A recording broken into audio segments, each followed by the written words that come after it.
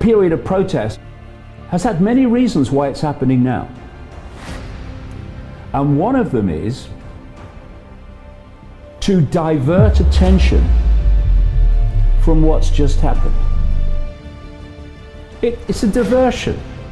What does a magician want you to do when he's doing a trick?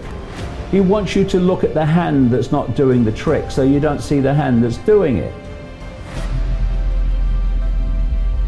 A vast number of people have looked at the world in its extreme expression in the last few months, and they've actually seen, the world is not like I thought it was, and there has been an awakening. But that's only step one. Step two is crossing the road and engaging with the system. But it's not even protest. What is protest? You know, so many protests, they protest and they protest and then they go home, and what changes? Nothing. And nothing will change until we stop acquiescing to the system and stop cooperating with our own enslavement. When that happens, it's game over. And I'll give you an example. It's so potent. Those people out protesting and trying to knock down statues. Well, why not put a plaque on it explaining the good things the person did, if they did any? So we have an historical reference that includes the entirety of what that person did. Yes, he gave money to hospitals. Yes, he gave money to build schools, but he also had slaves and made his money from slavery. So we have history.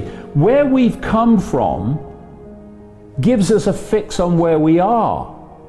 When you remove all knowledge of history, you lose focus and understanding of where you are. For instance, Marxist regimes have cost the lives of 100 million people.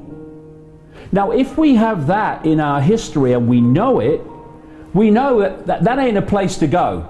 If you look at Orwell's 1984, he wrote a lot about the need to destroy history, because that allows you to control the perception of the present by controlling the perception of the past.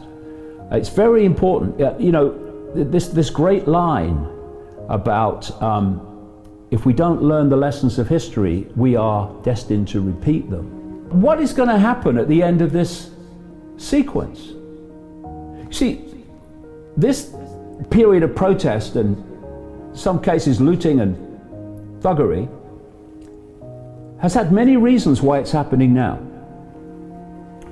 And one of them is to divert attention from what's just happened. The economic system has been devastated.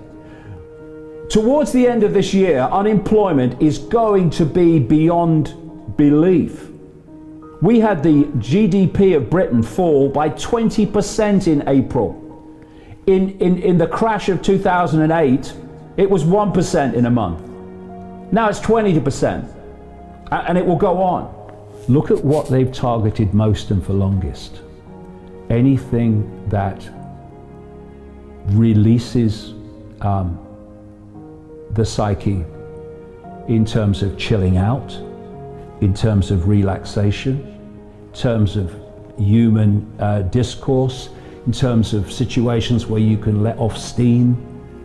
So they've targeted the pubs, they've targeted the restaurants, they've targeted sport, they've targeted all these areas. And what they're saying under social distancing is, oh, at some point we'll open the pubs a bit again. But you look at the videos of the pubs preparing for this, it's not the same experience. It's all social distancing, it's all apart. That's not the same experience. They've now got, they've now brought the football back, and what they're doing is destroying the very foundation and fabric of human society as we have known it. And football, soccer as they call it in America, is part of that fabric, especially what they call the working class fabric, but more than that these days. And it's a way of letting off steam. It's a way of release. It's a way of letting the cares of the world go while you're supporting your team.